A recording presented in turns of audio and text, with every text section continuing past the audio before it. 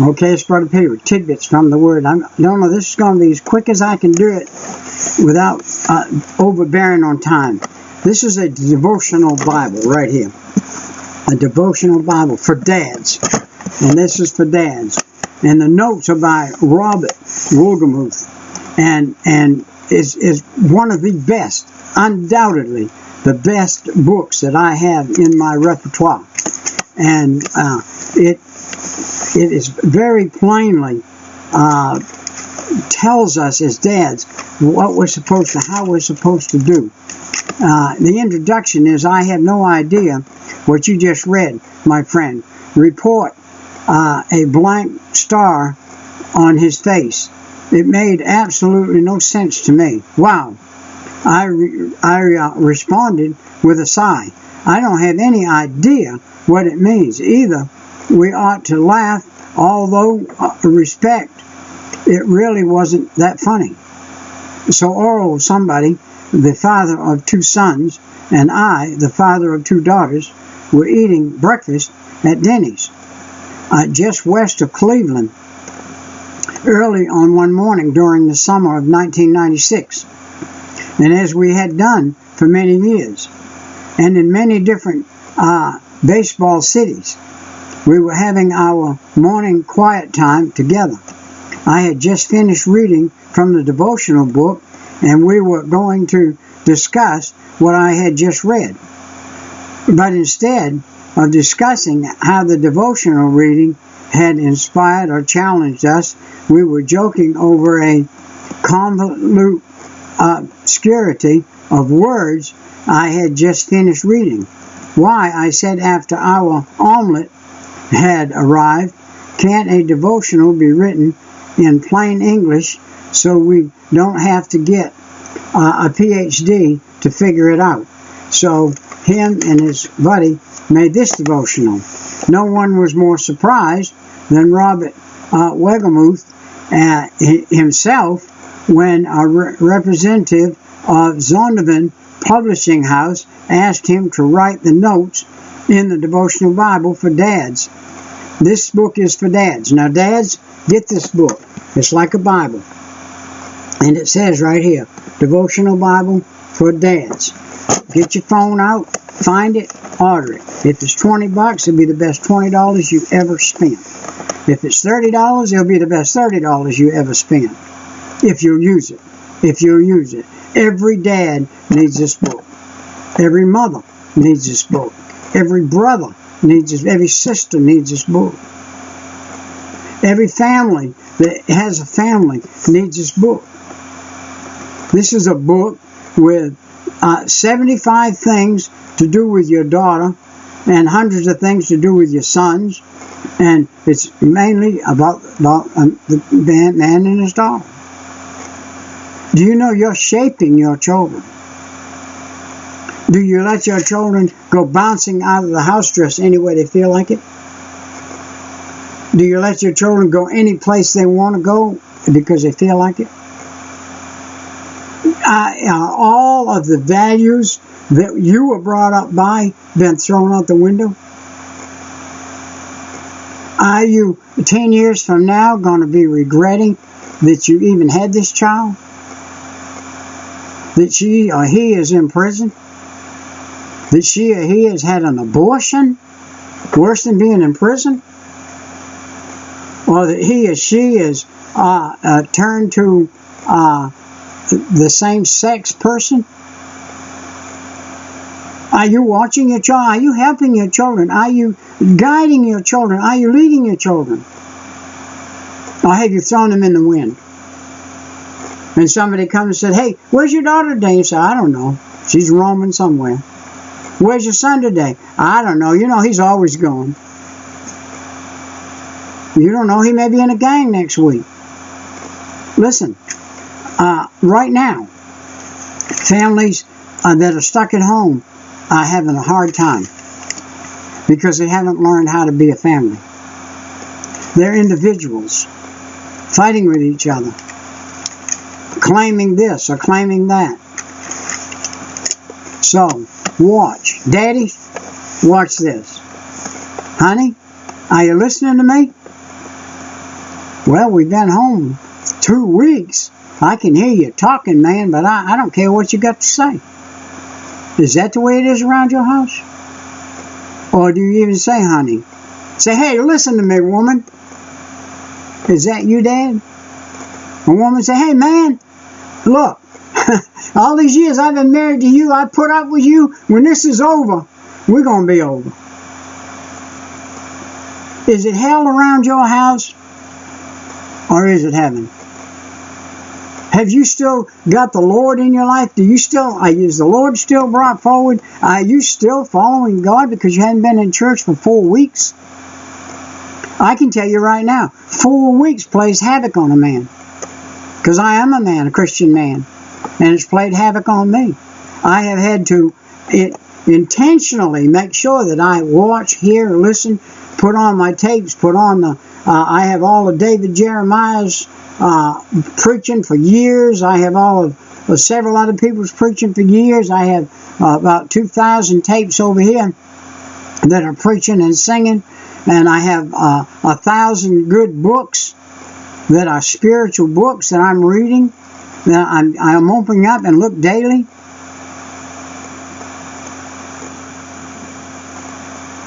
Almost every dad on earth has heard these words. They come from a member of his family who see him in the room, but suspect he's somewhere else. The lights are on, but no one's home. He's sitting in the chair. Don't bother me, I'm watching a program. Hey, don't bother me now. I told you, don't bother me. I'm watching this program. What's more important, mister? That program or that family? You need to throw a rock through the television. Or better than that, do like I did. I just unhooked mine. I haven't had television now, I don't know, a couple of years. Since before my wife went to heaven.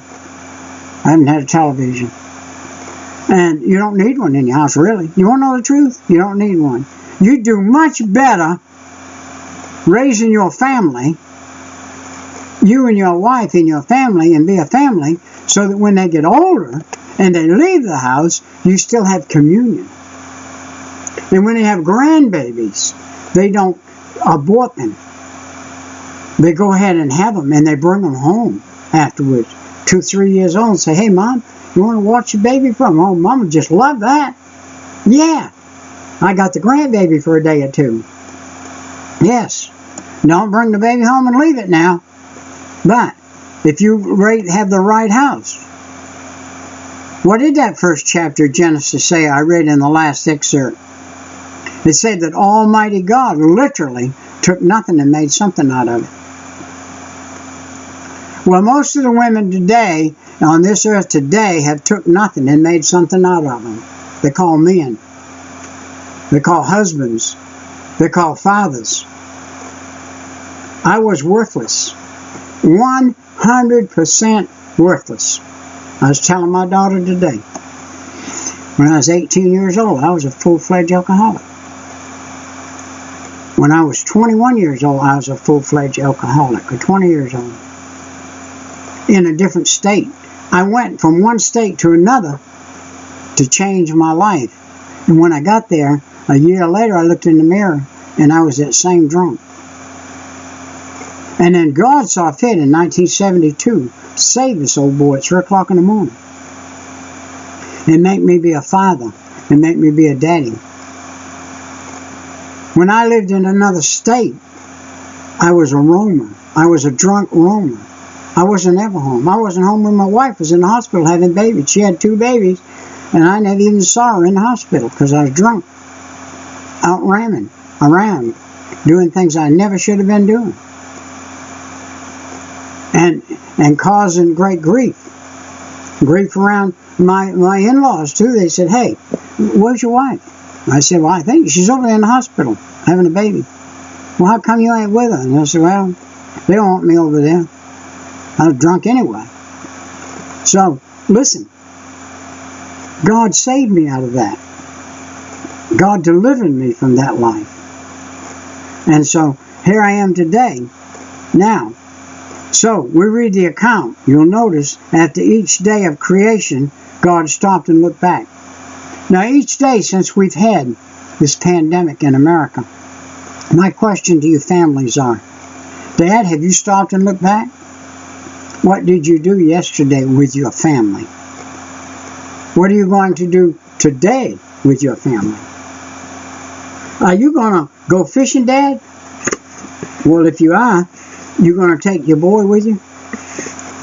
Or are you going to say, oh, my buddy and me over there, John over there and me, we're going fishing today? Or Jerry and me, or somebody else and me. And some of you men may say, I'm going fishing today, and you go visit another woman. And you ain't no good. You're a heathen of heathens. And you'll pay for it one day. I know. I've been there. I was a heathen of heathens. And I've had to pay for it. And I know that. Now, get your home in order. Especially your Christian dads. I'm expecting that if anybody watches this, it'll be Christian dads and Christian mamas. You and your husband and wife, y'all get together tonight, on whatever night that you can, first time chance you get, and sit down with each other and say, look, I believe we've had some problems. Let's iron them out right now. Let's say we're not going to talk about any of this anymore. Whatever it was shouldn't still be is. Whatever it was should not be is.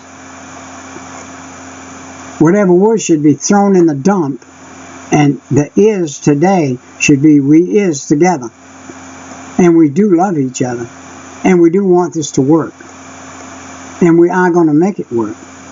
And we're going to be complete lovers from today on.